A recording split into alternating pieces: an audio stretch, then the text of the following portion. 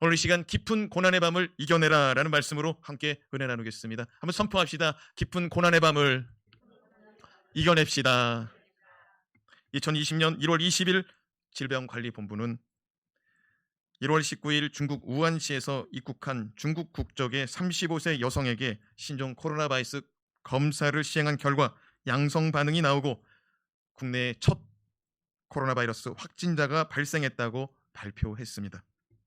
이후 11개월이 지나는 지금 하루 확진자는 1,000명에 다다르고 있습니다. 정부 당국은 무증상 감염자들의 속출과 함께 감염 경로가 파악되지 않고 있어 또한 감염 확산의 속도가 너무나 빨라 당혹스러움을 감출 수 없고 사실상 통제 불능 상태가 되어 어제는 K방역을 다른 나라 수장들에게 필요하면 가르쳐 주겠다던 대통령께서 국민들께 송구함을 금할 수 없다며 2번이나 거듭하여 송구하다고 트위터에 글을 올렸습니다. 어쩌면 앞으로 백신과 치료제가 나와 국민의 70%의 면역력이 확보되기 전까지는 이전의 11개월의 시간보다 더 어려운 시간이 우리에게 찾아올 수 있다는 전문가들의 전망이 지금 나타나고 있습니다. 저는 이러한 때에 우리 모두가 다시 고난의 길, 고난의 깊은 밤을 보낸다 할지라도 주 안에서 우리 모든 성도들이 잘 이겨내기를 바라는 마음으로 오늘 말씀을 전하고자 합니다. 자, 그렇다면 오늘 말씀을 통하여 우리의 삶 가운데 고난의 깊은 밤이 찾아올 때 어떻게 극복할 수 있을까요? 첫 번째, 기도를 포기하지 말아야 합니다. 우리 같이 선포합시다. 기도를 포기하지 맙시다. 하나님께서는 세상을 살아가는 성도들에게 축복을 주셨는데 가장 큰 축복이 뭐냐? 물질도 있고 건강도 있고 여러 가지가 있겠죠. 그러나 하나님께서 우리 성도들에게 주신 축복, 가장 큰 축복은 기도라고 생각합니다. 기도가 하나님께서 우리에게 주신 가장 큰 축복이라고 생각합니다. 1절에서 2절 말씀을 같이 읽겠습니다. 내가 내 음성으로 하나님께 부르짖으리니 내 음성으로 하나님께 부르짖으면 내게 귀를 기울이시리로다. 나의 환난 날에 내가 주를 찾았으며 밤에는 내 손을 들고 거두지 아니하였나니 내 영혼이 위로받기를 거절하였도다. 시편 기자의 마음속에는 내가 소리내어 하나님께 부르짖으면 하나님은 내 기도 소리를 들으시고 반드시 내게 귀를 기울이시리라는 믿는 믿음이 있었습니다. 그리고 그는 환난의 날에 하나님께 기도하기를 쉬지 않고 있었습니다. 내가 주를 찾기를 환난의 날에 계속적으로, 그리고 밤에는 하나님을 찾는 걸 넘어서 하나님께 손들고 기도하고 있습니다. 하나님께 손들고 기도하고 있어요. 사랑하는 여러분, 낮이나 밤이나 막 기도를 하고 있어요. 낮이나 밤이나. 그런데 밤에는 손들고 기도한다는 거예요. 밤에는 손들고 기도한다. 2절 후반부를 보면은 시편 기자가 위로받기를 거절했다는 표현이 있습니다. 위로받기를 거절했다. 그러니까 무슨 말이냐면요, 하나님의 위로를 거절했다는 것이 아니라 사람들의 위로, 사람들의 말, 사람들이 힘을 주는 말들, 그거 거절했다는 거예요. 무슨 말이냐면 사람의 말을 귀 기울이지 않고 하나님께로만 집중하고 있다는 거예요. 하나님만 바라보고 하나님의 도우심만 구하고 하나님만 절대적으로 의지하고 있다는 거예요. 그런데 3절 말씀을 보니까 이 기도하는 사람의 마음이 불안해지고 있다는 것이 드러나고 있습니다. 3절 말씀, 4절 말씀 같이 읽어봐요. 시작. 내가 하나님을 기억하고 불안하여 근심하니 내 심령이 상하도다. 주께서 내가 눈을 붙이지 못하게 하시니 내가 괴로워 말할 수 없나이다. 아니, 하나님 앞에 그렇게 기도했어요. 하나님께 부르짖었어요. 소리를 내가지고 하나님을 찾았어요. 환난이 다가오자 하나님을 찾았어요. 밤에는 손들고 기도했습니다. 그런데 3절 말씀해 보니까 불안해지고 근심이 나타나고 심령이 상하기 시작했다는 거예요. 그리고 주님께서 잠들지 못하게 하시더라는 거예요. 기록된 말씀에 보면 하나님께서 사랑하는 자에게 잠을 주신다고 그랬잖아요. 근데 이 시편 기자는 잠도 못 자는 거예요. 그 잠을 설치면서 하나님만을 바라보고 사람도 안 만나고 있는데 현실은 더 불안해지고 근심과 마음이 상하는 일들이 나타나더라는 거예요. 나의 괴로움이 이루 말할 수 없다고 말합니다. 말씀에. 사랑하는 여러분, 왜 그렇게 간절히 했음에도 불구하고 왜 이런 일이 찾아올까요? 그것은 하나님께서 즉시로 기도 응답을 안 주셔서 그래요. 그러니까 우리도 하나님께 기도하고 매달리고 간절히 기도하는데 우리 삶이 안 바뀌어요. 우리 삶이 안 변해. 문제가 해결이 안 돼요. 그럼 우리도 마음이 불안해질 수가 있는 거예요. 마음에 근심이 생길 수가 있는 거예요. 아니, 문제가 해결이 돼야 잠을 자죠. 근데 아무리 기도해도 해결이 안 되는 거예요. 잠을 못 자고. 이런 때 우리 마음이 어렵기 마련이거든요. 시편 기자처럼. 그럼에도 우리의 마음이요, 하나님을 의지하고 하나님을 바라보는 이 믿음이요, 낙망하고 낙심하고 포기하지 않기를 주님의 이름으로 축복합니다. 예수님께서는 간절한 기도를 드리다가 우리가 포기하지 않도록 불의한 재판관과 한 과부의 이야기를 가르쳐 주셨습니다. 아시다시피 한 과부가 불의한 재판관을 찾아가서 자신의 원한을 풀어달라고 하소연을 합니다. 어떤 재판관한테 찾아갔다고요? 불의한 재판관. 불의한 재판관이라는 말은 무슨 말이냐면 뇌물과 청탁을 받고서 재판을 해주는 사람을 불의한 재판관이라고 말하는 거예요. 그러니까 불의한 재판관을 찾아갔는데 아무리 하소연을 해도 안 들어주다는 거예요. 그럼 뭘 원한다는 거예요? 물질을 원하는, 뇌물을 원하는 거예요. 그러니까 영양가 없으니까 이 여자 얘기는 듣지도 않는 거예요. 근데 이 여자가 어떤 여자냐면 과부래요. 옛날에는 과부가 참 힘들어요. 지금도 과부된 몸으로 혼자 살아간다는 건 힘들어요. 그러니까 이 여자는 가진 것 없으니까 재판관한테 찾아가서 억울함을 풀어달라고 그러는데 안 풀어주는 거예요. 그러니까 우리 같으면 포기하기 쉽잖아요. 아유, 내가 가진 게 없어서 그러나 보다.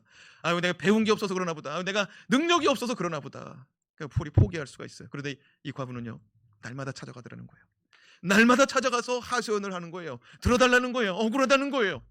그랬더니 이 불의한 재판관이 이 여자 귀찮아서 안 되겠다는 거예요. 들어줘야겠다는 거예요. 그 말씀이 누가복음 18장 5절 말씀인데요. 같이 한번 읽어봅시다. 시작. 이 과부가 나를 번거롭게 하니 내가 그 원한을 풀어주리라. 그렇지 않으면 늘 와서 나를 괴롭게 하리라 하였느니라. 그러니까 불의한 재판관이라도 매번 찾아가서 탄원을 넣고 하소연을 하니까 아유, 이 사람 해결해주지 않으면 계속 찾아오게 생겼다. 아유, 큰일이다. 나를 괴롭게 하는 일을 멈추게 해야겠다. 그러고서 그 여자의 원한을 들어주고 풀어줬다는 거죠. 그러면서 주님이 하신 말씀이 뭐냐면 하물며 하늘에 계신 너희 아버지일까 보냐. 사랑하는 여러분, 하나님은 불의한 재판관이 아니라 하나님은 의로운 재판관이요 선하신 재판관인 줄로 믿습니다. 하나님 우리의 삶의 모든 것을 보시고 모든 것을 아시고 모든 것의 옳고 그름을 다 아시는 분이에요. 하나님 아버지 앞에 나아가는 자, 믿음 가지고 낙심하지 말고 포기하지 말고 끝까지 간절히 기도할 때 우리 주님 들어주실 줄로 믿습니다. 주님이 이 불의한 재판관과 이 한 여인의 이 관계를 통하여 포기하지 말아라. 끝까지 기도해서 응답하라. 불의한 재판관도 도와주는데 하나님이 안 도와주시겠느냐. 여러분, 이 코로나 기간 하나님을 의지하는 마음 내려놓지 마시고 끝까지 주님 의지해서 이 코로나 이겨내시기 바랍니다. 이겨내시기 바랍니다. 지금까지도 하나님의 은혜로 여기까지 왔어요. 하나님 도와주세요. 우리 자녀들 지켜주세요. 우리 가족을 지켜주세요. 부모를 지켜주세요. 이 은혜로 여기까지 온 줄로 믿습니다. 코로나가 왔다가도 넘어간 줄로 믿습니다. 둘째로 하나님의 신실하심을 의심하지 말아야 됩니다. 선포합시다. 하나님은 신실하십니다. 신실한 뭐예요? 믿음직스럽고 성실하다는 거예요. 한결같다는 거예요. 하나님 변함이 없는 분인 줄로 믿습니다. 이전에 나를 사랑하셨어요? 지금도 사랑하십니다. 이전에 나를 지켜줬어요? 지금도 지켜줄 줄로 믿습니다. 이전에 나를 도와주셨어요? 지금도 도와줄 줄로 믿으시기 바랍니다. 7절에서 9절 말씀 같이 읽겠습니다. 주께서 영원히 버리실까? 다시는 은혜를 베풀지 아니하실까? 그의 인자하심은 영원히 끝났는가? 그의 약속하심도 영구히 패하였는가? 하나님이 그가 베푸실 은혜를 잊으셨는가? 노하심으로 그가 베푸실 긍휼을 그치셨는가? 하였나이다. 이 시편 기자가요, 낙심하고 아니, 하나님이 안 들어주시니까, 기도를 아무리 해도 안 들어주시니까 낙심하고 믿음이 바닥을 치는데 그의 마음속에서 이런 마음, 이런 생각이 드는 거예요. 뭐냐면은 하나님 날 버린 것인가? 하나님께서 나에게 다시 은혜를 베풀지 않으려고 그러시는 것인가? 하나님의 인자심은 영원하다 하셨는데 나에게는 이제 끝났는가? 하나님의 약속은 영원하신데 나에게는 해당이 없다는 말인가? 하나님이 나에게 은혜 베푸시는 분인데 날 잊어버리신 것은 아닌가? 나에게 긍휼을 이제 끊어버리셨다는 말인가? 이 시편 기자는요, 마음이 지금 별의별 생각이 다 드는 거예요. 우리도 그렇지 않습니까? 정말 간절히 기도하고 정말 도와주지 않으면 안 된다고 그렇게 매달렸는데 반응이 없으세요. 그때 여러분은 흔들리지 않았어요? 날 막 흔들리더라고. 나도. 사랑하는 여러분,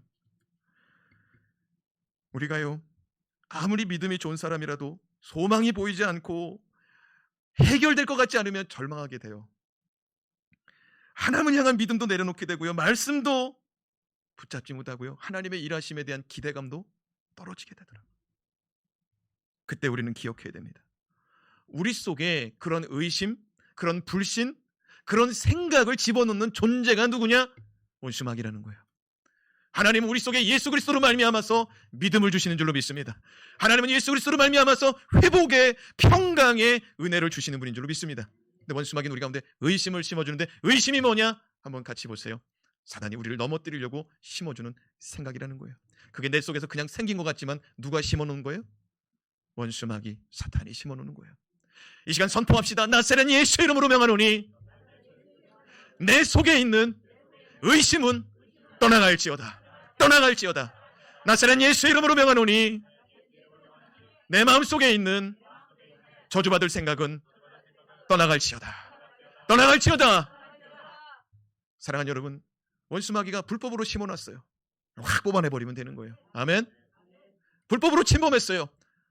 의로우신 재판관이요, 검사요, 경찰이요, 우리의 보호자 되시는 예수 그리스도께 부탁하여 뽑아내시기 바랍니다. 야고보서 1장 6절에 7절 말씀을 보면은 오직 믿음으로 구하고 조금도 의심하지 말라. 의심하는 자는 마치 바람에 밀려 요동하는 바다 물결 같으니 이런 사람은 무엇이든지 죽게 얻기를 생각하지 말라라고 말씀합니다.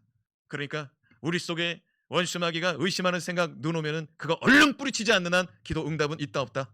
없다. 한 번 더 선포합시다. 예수 이름으로 명령하노니 내 속에 있는 의심의 생각은, 불신의 생각은 떠나갈지어다. 떠나갈지어다. 여러분, 그때 주님의 역사가 나타나는 거예요. 떠나갈 때, 물러갈 때, 도망갈 때, 내 속에 있는 악한 것들이 떠나갈 때 주님이 우리 안에 충만히 역사하시는 줄 믿습니다. 사도 야고보는 믿음으로 구하고 조금도 의심하지 말라. 여러분, 의심하지 않는 기도가 응답받는 기도입니다. 또 세 번째로 하나님의 말씀을 묵상하며 이겨내야 합니다. 선포합시다. 하나님의 말씀.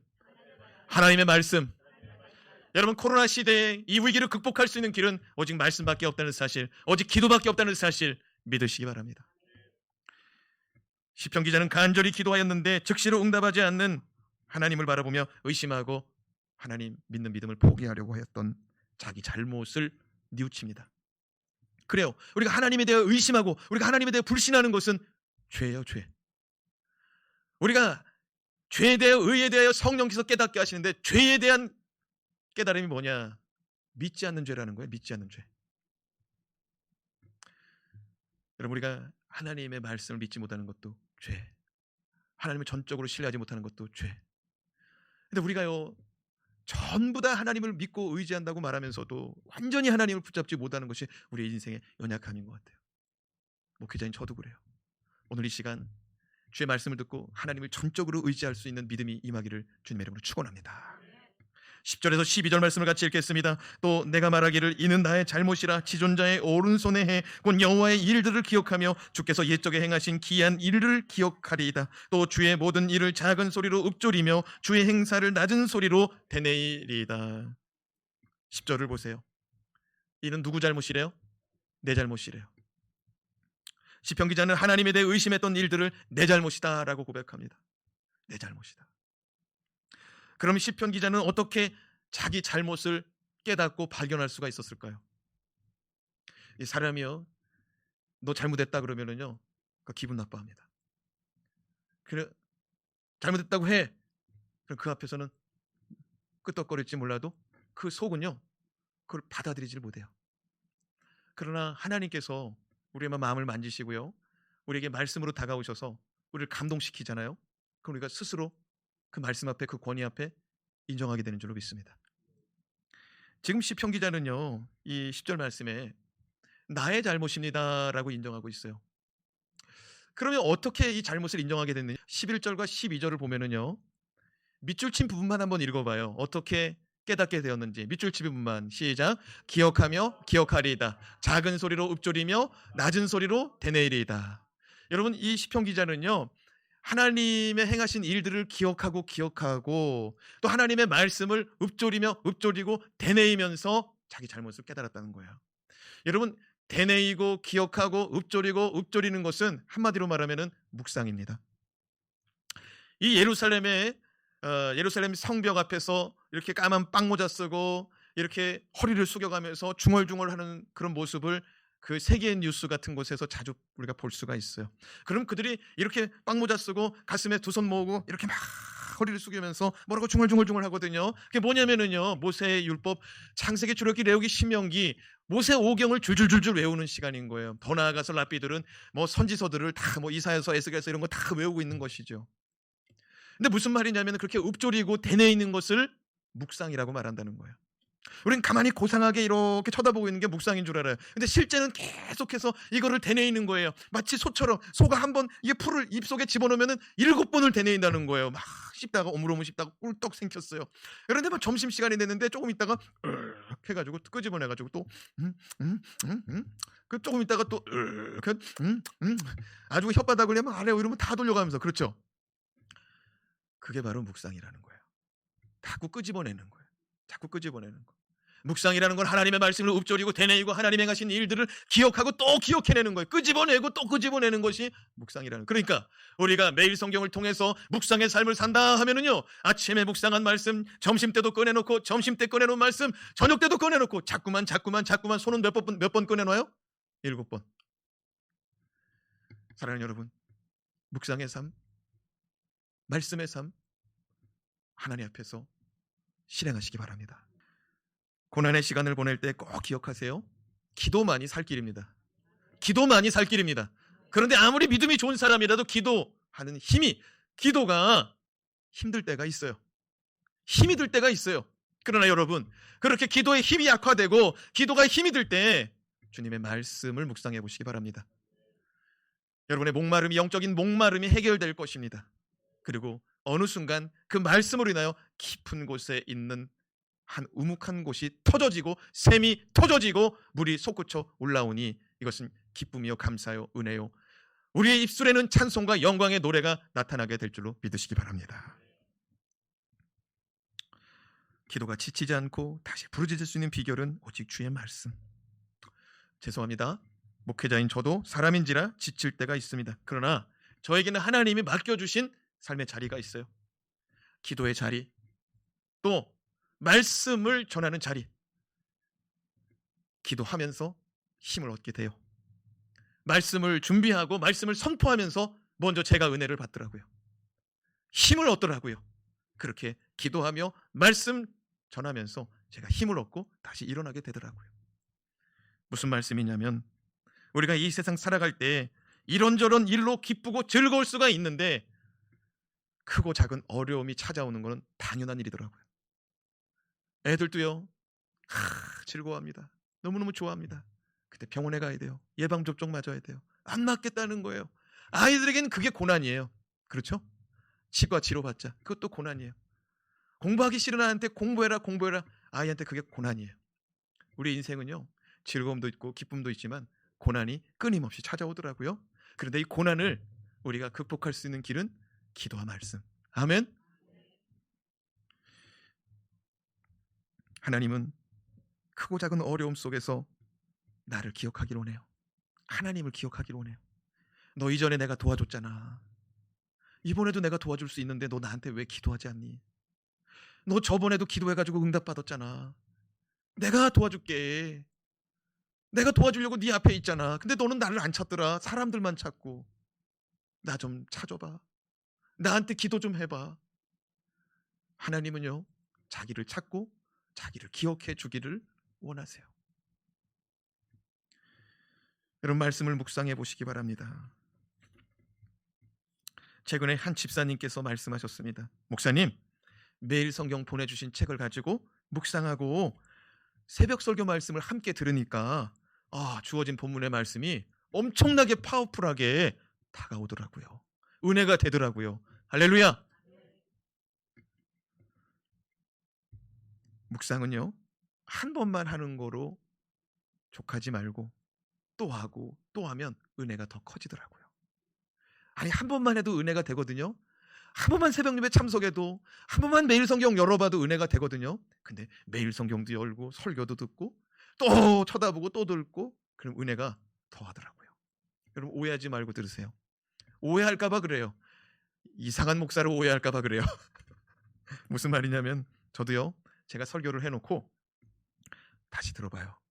주일 설교도 다시 틀어놓고 다시 들어봐요. 언제는 빨리도 들어보고 언제는 천천히도 들어보고, 주일 설교도 들어보고 새벽 설교도 들어봅니다. 듣는 이유는 이런 거예요. 이 설교가 저에게도 은혜가 되는지, 또 내가 성도들에게 잘 전달했는지, 실수는 없었는지, 전달력이 좋았는지, 은혜가 있었는지 다시 들어봅니다. 그런데요, 저도 가만히 들어보니까 그 말씀이 은혜가 될 때가 있더라고요. 은혜가 전할 때보다 더 될 때가 있더라고요. 제가 전하는 말씀인데 이거 저 잘났다는 소리냐? 그게 아니에요. 하나님의 말씀은 누가 전해도 은혜가 임할 줄로 믿습니다. 하나님의 말씀은 살았고 운동력 있고 살아있는 생명의 말씀이라고 하셨어요. 할렐루야. 좌우의 날선 검이라고 했어요.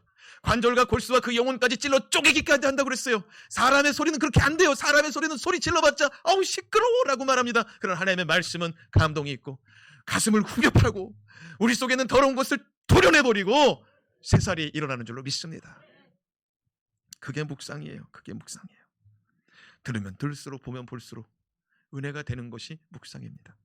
하나님의 말씀을 읊조리고 되뇌이고 하나님의 행하신 일들을 기억하고 기억할 수 있는 저와 여러분이 되었으면 좋겠습니다.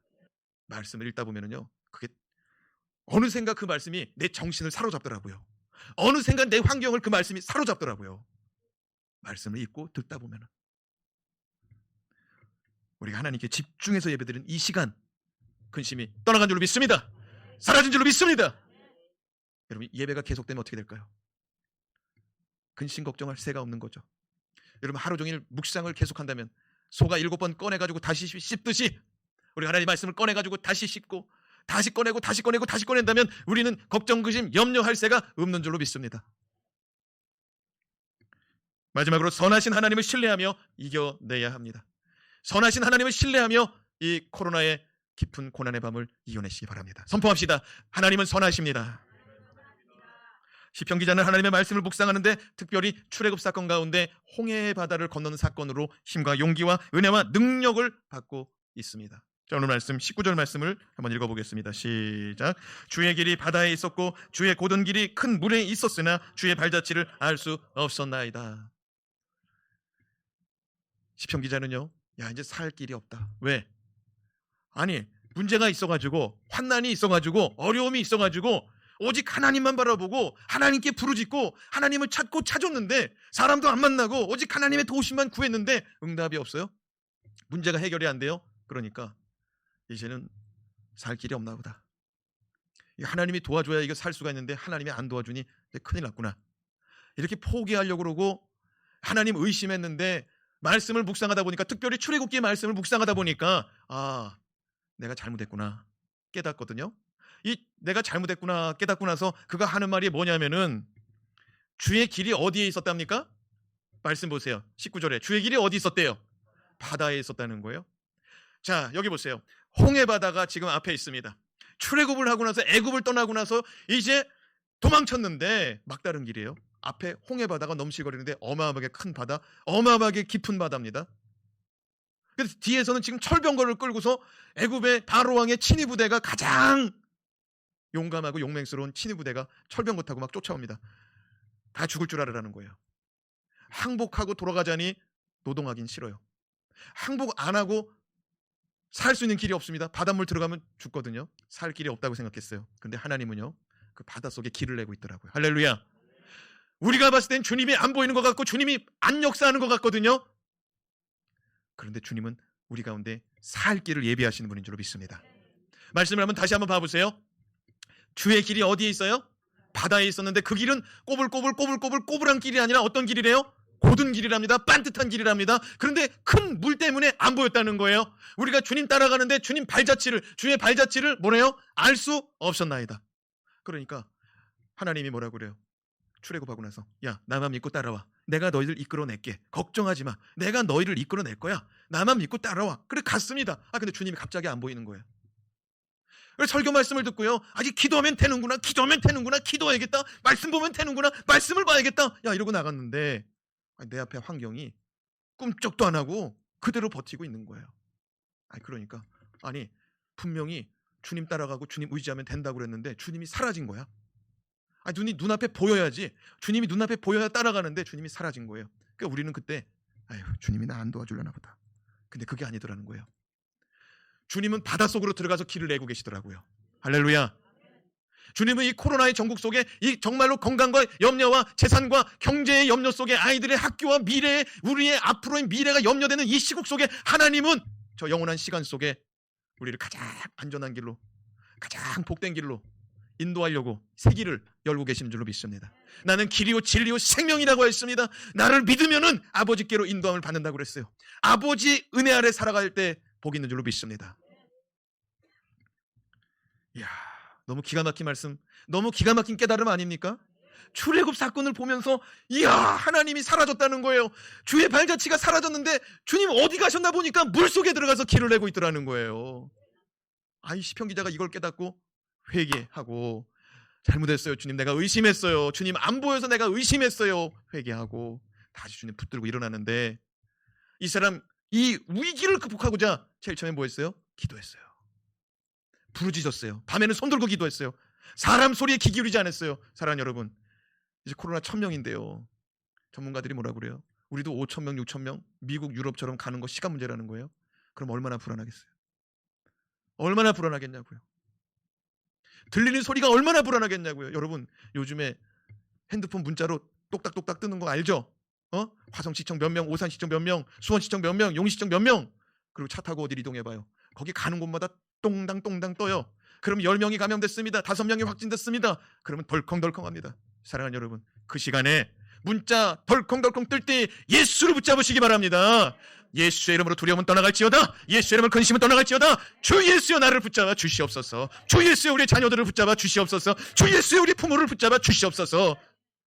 승리하시기 바랍니다. 말씀을 붙잡으세요.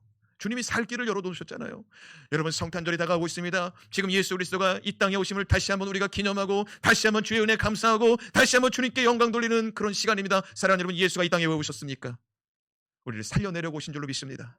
우리의 질병을 고치시기 위해서 오신 줄로 믿습니다. 어린 양의 피를 문설주의 임방에 바른 집안은 재앙이 넘어가고 사망이 넘어가 버리더라고요. 예수의 피는, 예수는 우리 가운데 사망 권세 이기시기 위해서, 환난 가운데서를 건져내기 위해서 이 땅에 오신 줄로 믿습니다. 여러분, 눈앞에 주님의 역사가, 우리가 기도하는 것이 금방 안 이루어진다고 해서 좌절하고 낭망하지 않기를 바랍니다. 기도하고 포기하지 말고 의심하지 말고 말씀으로 살아가시기 바랍니다. 바닷속에 길을 내고 계시더라고요. 바닷속에. 주님은 오늘도 내 삶 속에 깊숙이 들어와서 가장 복되고 안전한 길을, 꾸불꾸불한 길도 아니고 가장 안전하고 복된 그 길을 내고 계신 줄로 믿습니다. 우리가 하는 길이요, 우리가 하는 일이 꼬불탕꼬불탕이에요. 막 노력했는데 본전 찾기도 어려워. 그렇게 열심히 했는데 손에 쥐는 게 없어. 그러나 주님이 인도하시는 길은 그 길이 내가 봤을 때는 돌짝밭 길이야. 내가 봤을 때는 고난의 길이야. 그러나 그 길이 가장 고든 길, 가장 반듯하고 가장 복된 길인 줄로 믿으시기 바랍니다. 지나고 나서 보면 알아요. 아멘. 주님은 우리에게 반드시 선한 역사로 일하시는 분인 줄로 믿으시기 바랍니다. 우리 같이 한번 찬송 불렀으면 좋겠어요.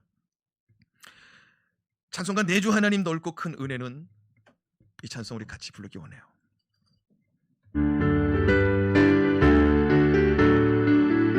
가사를 기억하면서 내주 하나님 넓고 큰 은혜는 저 큰 바다보다 깊다.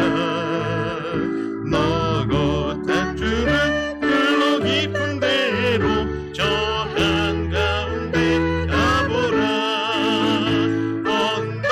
언덕을 떠나서 장가에 배 띄워 내 주 예수 은혜의 바다로 내 맘 고쳐가라.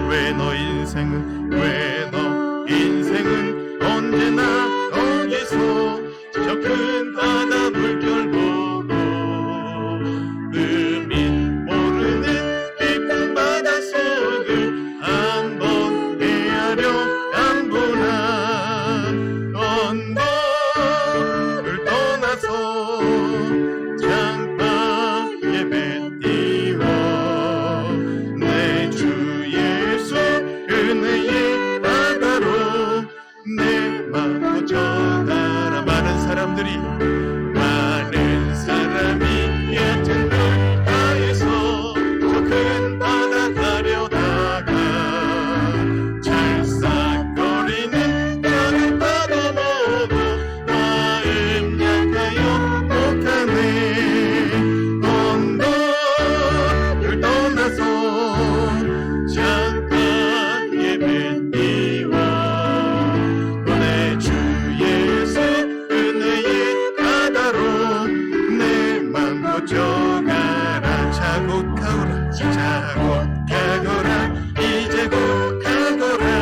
저 큰 은혜 바다 향해 자곧 내놓으라.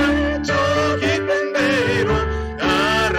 망망한 바다로 언덕을 떠나서 잠깐 예배 띄워 내 주 예수 은혜의 바다로 내 맘 고쳐가라. 우리 함께 자리에서 일어나서 언덕을 떠나서 잠깐 예배 띄워 내 주 예수 은혜의 바다로 내 맘 고쳐가라. 사랑하는 여러분, 코로나로요 굉장히 걱정과 염려가 많은 사람이 있는가 하면 어떤 사람은 주님께 단단히 붙잡힌 바 돼가지고 이야 이 찬송가처럼 주님의 은혜 가운데서 막 수영하고 그냥 그 은혜의 바다에서 그냥 막 누리는 사람이 있을 줄로 믿습니다. 아이 죽으면 죽으리라 막 그러면서 담대하게 살아가는 사람이 있을 거예요. 제가 마스크 벗고 막 죽으면 죽으리라 하는 소리가 아니에요. 마스크 단단히 쓰시되 어딜 가든지 철저히 쓰시되 주님 붙잡고 기도하는 가운데 말씀 묵상하는 가운데 하루에 7번씩 꺼내가지고 다시 들여다보는 가운데 은혜를 누리시기 바랍니다. 우리 같이 주여 한번 외치고 한 30초 기도합시다.